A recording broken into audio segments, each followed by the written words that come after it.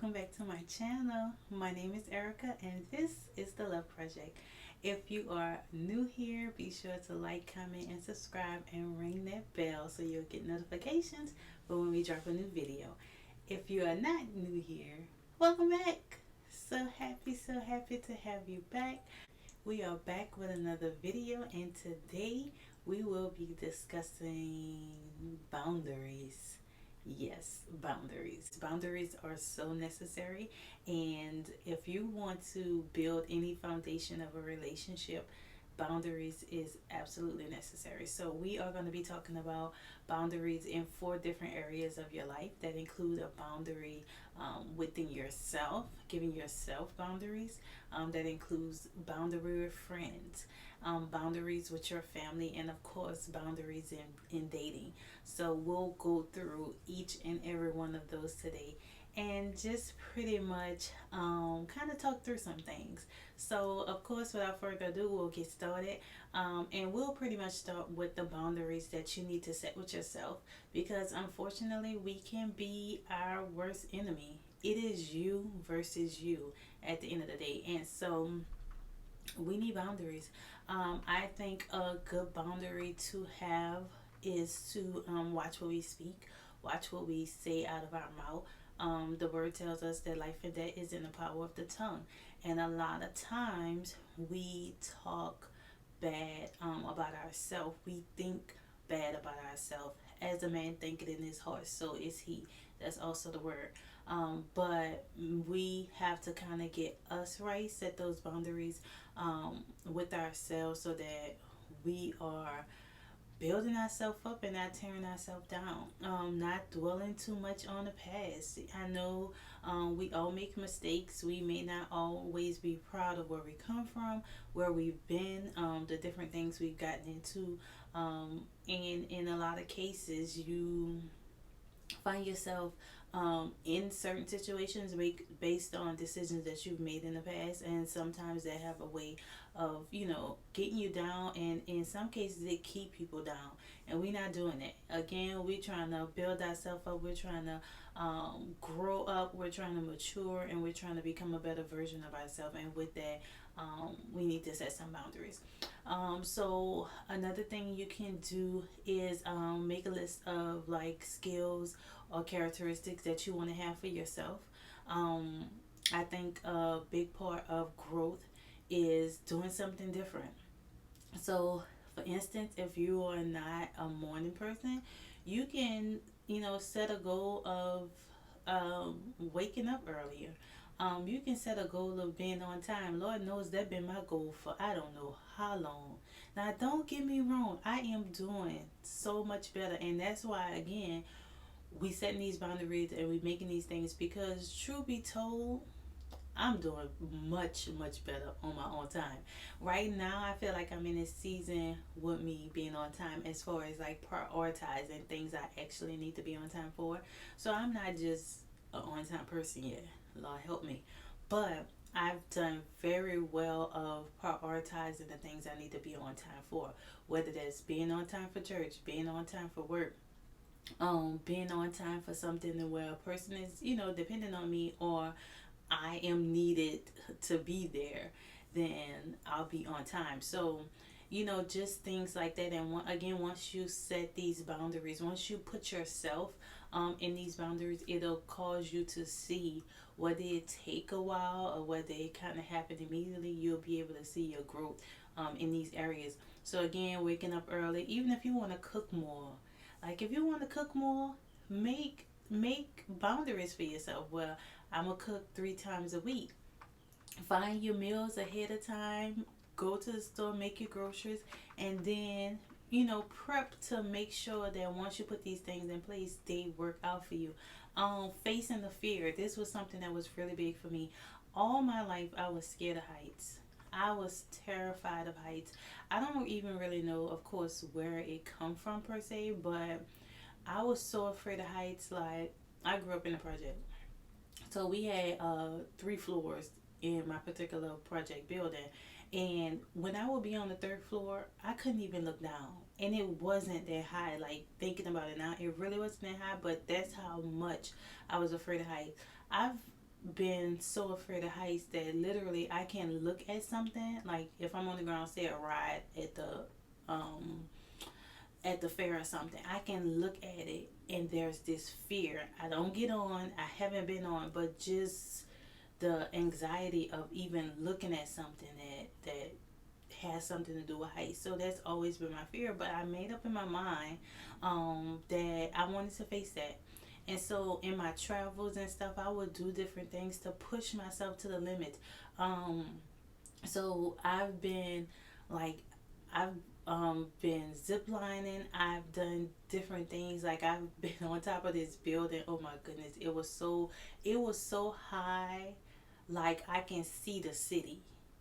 So again, just taking those steps to push myself to the limit to face my fears, and that may be something for you. I mean, your fear may be different, but I'm sure everybody have a fear that they can face. And again, by putting those boundaries on yourself, you are able to to do those things. Whether you want to be better with money, if you want to pray more or pray better, that's something. If you want to read more, listen. If you want to be more upfront and, as people say, confrontational, I'm a confrontational person. Now when people say confrontational, people assume that's a bad thing. I don't think it's a bad thing at all, and I have found it to be very productive for me, because I don't let stuff harbor. If something is bothering me, if I have an issue, if a person did something, or even if I did something, I am one that'll come straight to you and be like, okay, so when you did so and so the other day, I really didn't like that. I felt some type of way about it, blah, blah, blah, or whatever the case may be. So I'm considered very confrontational. I don't consider that a bad thing. I feel like that's being upfront. I feel like that resolve things a lot quicker. And a lot of times you find out that a person either didn't mean what you thought they mean, or it wasn't the way you took it. And I am so grateful that I have that characteristic. So if that's something you want to work on, that's a boundary. Put those boundaries in place where you can say, um, if somebody do something, say something, or make you feel some type of way, that I'm giving myself 4 days, 4 days to kind of think about the situation. If it's not settled in my mind, if I still feel a type of way about it, then I need to go address this. Again, that's boundaries. That's so necessary. And also, a part of that is like building yourself up. So building your self-esteem. If you are not confident, if you are not happy with the way you think about yourself, if you're not happy with the way you look, if you're not happy with the way you feel, then use this time to clear your mind, one, of the negativity, especially when it's about yourself, um of habits. You may feel a type of way about yourself because of the things that you do. I would suggest stop cussing. I people people feel like that's but it makes all the difference, especially as a woman. I think as a woman, if you practice like to stop cussing, like cleaning your mouth, then you'll find that you'll be more mindful of other negative things that you may say, because you cuss, and cussing comes so naturally, like, and you say it so much and it's so common that you don't realize how many other negative or bad words are attached to your speech. So I think if you like take the time to put boundaries around your speaking, i.e. cussing, it'll help you kind of really realize if you're not saying certain words, then when other words come up like stupid and dumb and all those things, you'll be like, it's almost like a cuss word, right? But if you saying all the other cuss words, then dumb and stupid is light work. So you're not going to correct yourself on speaking in those terms because you already say bad words. So again, that's just a suggestion, highly suggested, but a suggestion anyhow. Another thing is to stabilize your emotions. Like, don't just be so reactive to everything. Make that a boundary for you where you sit with yourself, with your emotions, and say, why do everything offend me? Why, when a person do this, why is it triggering? What makes me trigger? like all of those things, like, and just kind of sort through your emotion. Don't react at everything on a whim. Sometimes you have to take stuff and, like I said, take a couple days, think about it, and realize, are you really mad at what happened, or are you mad at something else and that caused you to react a certain way or feel a certain way about it? Because a lot of times you find out that things are not as important as they feel in that moment. But if you begin to practice that, stabilizing your emotions and sorting through your emotions, then you're going to be less reactive the more and the more you do it. So again, those are things I think that are very necessary when setting boundaries for yourself. Set boundaries on how you think, set boundaries on how you speak, and set boundaries on how you speak about yourself, and how you see yourself. So I will take the time for all of those, and definitely know that it's necessary, because unless you work on the boundaries with yourself, all these other things won't come into play. If you're not responsible for you and how you treat you, then you're really not gonna care, or um or be mindful of how other people treat you, because you already treat you bad. All right. So the next thing I would say is, we can do like set boundary with friends. Okay, so with friends, I think the biggest thing with friends is understanding they're your friends. You chose them. It's voluntary. Like, they're your friends. You ain't stuck with them. You picked them, and you picked them for a reason. So a lot of time your friends is a mirror of you. I think the biggest thing with setting boundaries with your friends is, one, no one friend should know everything about you. I know that might rub people the wrong way, but I have multiple friends, and not one of them can say, like, maybe they feel like they do, but not one of my friends know everything about me. My business, my character, my whatever is scattered amongst my friends based on who they are and based on the areas that we mesh well, but no one friend should know everything about you. Just my opinion. It's not proven, it's not scientific, but I highly believe that. So, take do with that what you wish. I think also that it's key to understand the season, or pretty much like understand their gifts, like understand their gift and what they bring to the friendship, and understand that their gifts are going to be fitted for certain seasons of your life.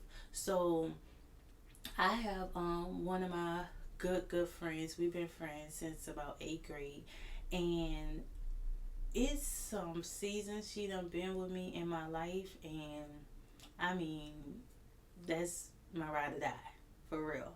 And it's not because of time, it's not because of, almost anything except the fact of those particular seasons when I really, really needed her. She was there. And mind you, we don't talk all the time. Um, Honestly, we barely talk now because life has taken over. I have my life, she have her life. We're in different parts of our life and stuff, but those areas that she's strong in, which is, supportive, like she's straightforward. She just have so many qualities that have linked us together, and it's for life. And that's because I recognize her gifts, and when there is a season that I go through, I know to go to her for it. And I feel like that about my other friends too. I've taken the time to recognize my friends, their gifts, and that, even seasons where your friends aren't much help to you, that's okay. That's okay. Everybody have different gifts. And that's the reason why you have multiple friends. You can't expect, for instance, if you're going through grief or something, you lose a parent or a child or something like that. Like, your friend might not be able to be there for you in the way you expect them to be in that season, because they probably just never been through that. They probably don't understand that. They may not be a emotional stable person. It could be many reasons why they can't be what you need them to be in that season. But I'm more than sure you have a friend that is that has the capacity to be what you need in that season. And of course, that's how I've met new and other friends. So again, that is very necessary. And another part about like the friendship piece, especially when it comes to boundaries, like being able to hold them accountable and them holding you accountable. Like to me, y'all ain't real friends if I can't be real with you. To me, y'all ain't real friends if they can't tell you when you're wrong. Like, tell me when I'm wrong. Call me out. Of course, it's a way to do it based on your friend. You know your friends. I have a friend who's a cry baby, and I know this about her. So guess what? I deal with her accordingly. I don't go to her in the same way I will go to my other friend because this one could receive it a certain way, but this one I know how I have to deal with her, and so I deal with her accordingly. But she's still gonna get it. She's still gonna get told that she wrong. She's still gonna you know get called out on her bull. So it needs to be done regardless. You just have to take the time to sort through your friends and decide, how you need to deliver the message. But the message got to be told either way. Another boundary I would say is a big one, and is dating. Of course, a lot of you guys are here on my channel because I've been talking about dating and potentially dating, particularly dating in hopes of marriage, or dating in preparation of marriage. So we definitely need to set boundaries in dating. A big, big, big, big, big part about setting boundaries in dating is don't ignore the red flags, baby. Make a list. Make a list of do's and don'ts early. Especially if you're not dating, it's the best time to do it. Kind of think about things you want to deal with, things you don't want to deal with. Make a list now. That way, when the red flags start popping up, you on it. And you like, oh, nope, I ain't dealing with that. Again, it can be anything. It can be from physical, it can be characteristics, it can be skill set, and so on and so forth. So some good red flags would be, uh, I told y'all, for me, smoking, hot, automatic red flag. It can be drinking, it can be I don't know, cussing, uh, whatever you want your red flags to be. A liar, anybody you busting a lie, that should be a red flag. Only reason why a lie wouldn't be a red flag is if you be lying. That's the only way I can see whatever, right? Or somebody who literally dating you and going on a date with you and say, I ain't looking for no relationship. Red flag, dude. Big old red flag, right? So don't ignore the red flags.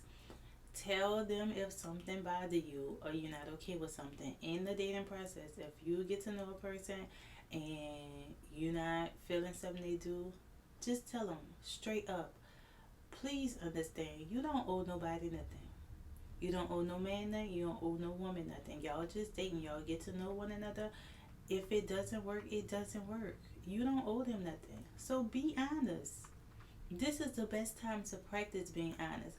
I'm telling y'all, and when me and my husband was dating, I was so honest. We were so honest with each other that now that we're married, we have that same energy. Like, you just, and now, of course, there's this place of no secrets. No secrets. Because you don't know these people, you don't owe them nothing. Just keep it real.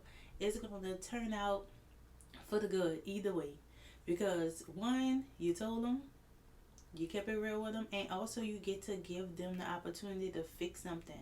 And if it's gonna show you their character, because either they're gonna fix it because now they know you don't like it or you wasn't okay with it, or they're not gonna fix it. And again, now that's another red flag, because now you're saying, okay, I already told you I didn't like this, and you still do it, so you don't even care about how I feel. Double red flag. They gotta go. So again, be upfront, put it on the table. Of course, in dating, baby, every time I'm gonna tell you, no sex, no sex, no sex while dating. Or, as I mentioned before, you could do 30-day, 90-day, whatever floats your boat. But no sex up front. Let's just put it like that, right? Some of the things that me and my husband did is we had many boundaries in our dating. Some of it was We agreed not to vacation with each other. Our first vacation was our honeymoon. Yes, our first very vacation was our honeymoon. We agreed not to vacation with one another. Why? Because we agreed to not have sex until marriage. So why would we go on vacation and I got on my two piece and we staying in the hotel room together and all this type of stuff? We wouldn't even putting ourselves in those predicaments. So no vacations, no sleeping in the same bed or the same room.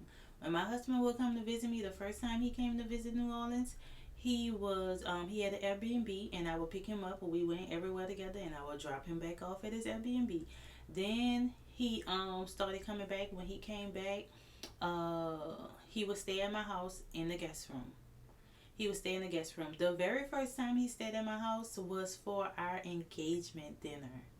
Yes, the first time my husband stayed at my house, it was for our engagement dinner. He came down, family was down. I had a 3 bedroom house. My sister came home from school for the engagement dinner and she brought her mother-in-law. Her mother-in-law was in her room. My husband was in the guest room and me and my sister was in my room. Boundaries. We ain't playing those games.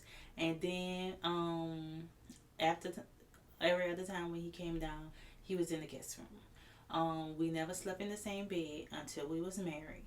We didn't sleep in the same room. It wasn't no, oh, you sleep on the floor or none of that. Go to your room, buddy. And I'm going to stay my behind over here. When I came to visit him up here, I was in his room. He was in his guest room. So, again, boundaries in place. No detailed sex talk. We of course discussed sex because we're talking about getting married now. We wasn't no virgins, so I had a couple questions. He had a couple questions too, but no detail, no, what I'm gonna do to you and how I'm gonna do it to you. We ain't doing none of that, sir. None of that. Because again, once you make the boundary is abstaining until marriage. That's what it was for us. So you then have to build around those boundaries to make sure you actually get to that goal, right? So in dating, in becoming a better person, in your friendships, you decide what you want that to look like and then you build boundaries based off that, and that's how you get to the end goal of a healthy relationship, of a healthy mental state, of a healthy emotional state, of a healthy dating process that's going to lead to a healthy marriage. Again, that's the goal of this particular video. No playing or tempting. Listen, my husband never touched any private area of my body until we was married. We kissed, we hugged, but he had never touched me nowhere he had no business. And same from me. We kept everything off limits. And again, like I said, we wasn't no virgins, so we knew about the bodies, and we could have went there if we wanted to. But again, it wasn't gonna get us to the altar spotless if we had crossed those boundaries. So again, boundaries is necessary, and also being responsible for another, well, being responsible for one another. Okay, so I'm telling y'all all these boundaries we had, and guess what? We had to hold those boundaries in place. He had to be responsible for me, and I had to be responsible for him in our mind to say that I'm not going to put Marcus in a place where he slip up or he crossed the line and him doing the same. I'm not going to put Erica in a place where, I have her sin. I'm not going to put her in a place where we fall into temptation and now we don't talk about we slipped and so on and so forth. So that's very, very, very, very important. And as I mentioned, you don't owe them nothing. You don't owe them nothing. I told y'all when me and my husband was dating the first time, we broke up. We broke up. I moved on with my life. He moved on with his. Why? Because we ain't owe each other nothing. We moved on.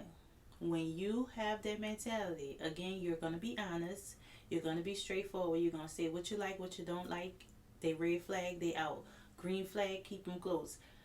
Whatever works for you. But just know you don't owe nobody nothing. So you have to do what works for you. And boundaries are absolutely necessary. Last but not least, Boundaries with family. Listen, this is honestly probably the hardest one. Particularly, it was the hardest one for me. I am very close with my family. And I love my family. I do, I do, I do. I'm the oldest girl of six, so I have a very vital role in my family. My mother was a single mother of six kids, and my mom worked, and I was in the house, taking care of everything while she was out the house. And so, with that, I've taken on a major responsibility for my family, for my siblings, and with that, you know, it requires a lot. But even in that regard, boundaries is necessary. One of the biggest things I would say in regards to family is understanding that role. Understanding your role and your position in the family. Everybody have a different role to play in the family, and that's usually based on most of the time where you fall in the family dynamics and or like your personality, right? So again, I am more of the um, I'm a disciplinarian. I'm very upfront. I'm very level headed, very responsible. So that is pretty much the role I have in my family. I'm like the family manager, so that's the role I have in my family. And don't get me wrong, I love it because that's what it is. But with that, you have to set boundaries because at the end of the day, you have to take care of you, and if you're not in a position you need to be in, you're no good to nobody else anyway. And two, you can't put yourself in a position to be used, abused, manipulated, or ran over by nobody. So with that, again, that's why these boundaries are necessary. Some boundaries I would say to set for the family will be to learn to say no. Baby, baby, let me tell you, learn to say no. My family know one thing about me. I will do anything for them. I love them with everything in me. But when I need to say no, it's no. Straight like that. And my family know this. Like literally, they'll call Erica because they can call me for anything. But when they call, it might be a no. And they're okay with that because I say no. And I think that's so necessary. One of the biggest boundaries I had to set with my family, well, not a boundary with my family in particular, but I had to set boundaries with my family as I was transitioning into marriage. Um, because I know how families wreck marriages. And I did not want that for my marriage. And that was before I knew that I would be moving out of state. Of course, moving out of state and being away from your family helped. But even before then, I started putting boundaries in place so that it was understood I'm about to be a married woman. My obligation is now to my husband and the family that we're going to build. And so I had already started putting boundaries in place so that it will transition well. They will be okay. I will still be here for you, but my priorities has shifted majorly. And so I think that's very important. And that can happen when you have kids. That can happen when you get married. That can happen when you start dating and you like seriously with somebody. They need to have those boundaries. Um, Again, families can wreck relationships and marriages all the time. Don't let it be you. Put those boundaries in place now. And a lot of times, even before you get to the relationship part, sometimes you need to put family boundaries in place just for your own mental health.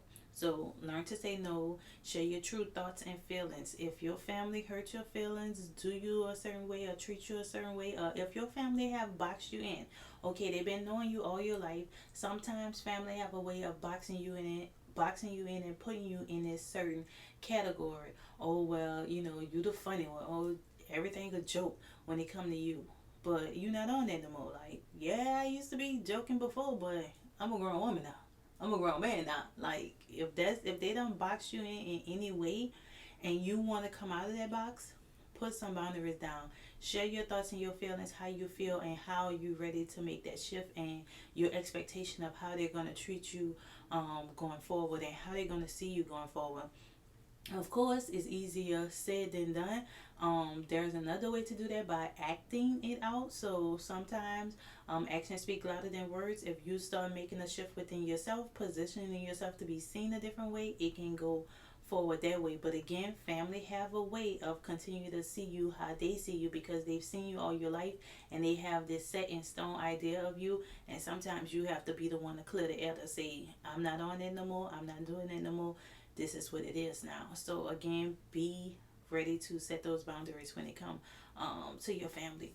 Another thing about setting boundaries with families is forgiving. Listen, if you want a healthy family dynamic, you got to forgive. Mind you, with your family, you know, a lot of times we be real hard on our family because we know them so well, because we've been through so much with them. But you have to learn how to forgive. That is a big part of their mental stability I talked about, and the emotional stability. A lot of the reason why you are the way you are is based on how you was raised and based on your family dynamics. So a big part of the healing process is forgiving your family. Mainly a lot of times it's your parents. If they wasn't there for you, if they didn't raise you, if a parent wasn't in the household, if whatever the case may be, if you feel like they should have did something better, whatever the case may be, learn how to forgive. Because if you forgive, that is going to free you from a lot of stuff, and a lot of it is going to free you in the area of the things you believe and think about yourself. A lot of times we could be so hard on ourselves based on what other people did to us, or based on something that another person told us about ourselves, and it caused you to almost hate the very thing um, that they are so much that you hate it about yourself. Again, I ain't no psychiatrist, no psychiatrist, but hopefully you get where I'm going with this. But anywho, be sure to forgive. That's so necessary for your healing. And it, again, it mainly starts with your family. Apologize. Listen, sometimes you the villain in other people's stories. And a lot of times we don't be want to face that truth. Like, we always talking about what somebody did to us, how a person hurt us. But sometimes you the villain in another person's story, and you need to be the one that apologize. And a lot of times, a person may not know what they did to you, and when you react a certain way, you can just apologize for your reaction, and that'll make them realize what they did and then apologize in return. Again, that doesn't work all the time, but it can work. I've seen it work for me personally. So I'll leave that there. But overall, again, this video was to discuss boundaries. You need to have boundaries in every area of your life. This can go into the workplace, this can go wherever you want to take it, but the main areas I feel like it's necessary. So when we're talking about having boundaries within ourselves that keep us on the moral code of how we operate, how we move, how we see ourselves, and how we think of ourselves, and of course how we speak to ourselves and to other people. Setting boundaries in dating. Again, you are preparing for marriage. If you're on this page, I'm believing that you're preparing for marriage. We're not out here just dating and hanging out and doing whatever. We're trying to get to marriage, a beautiful marriage, a healthy marriage, a godly marriage. And so if you if you're trying to reach that goal of marriage, then there need to be some boundaries in the dating process. And of course, we're gonna set boundaries with our friends because, baby, this is voluntary. I chose you, you chose me. We need to part ways. Okay. If we need to call off a season, that's fine too. So please set boundaries with your friends, and of course, set boundaries with your family. You will not believe how much your family dynamics affect every area of your life. And if you start putting these boundaries in place, you will see a major change, not only within yourself, but just in your happiness, in your life, in the way you see yourself, in the way you treat yourself, because you'll realize that it's either some things that you need to fix, or some things that is a part of you that you didn't sign up for, right? And you'll be able to heal through those seasons. So I hope this video helped, and of course we will be back next week. I thank y'all for always coming back, seeing me, and talking to me. And be sure to like, comment, and subscribe. Let me know what else you want to talk about. Let me know your thoughts on this. And let me know if there is another area of boundaries that we possibly could have discussed that I may have left out. I will see y'all next time. Love ya.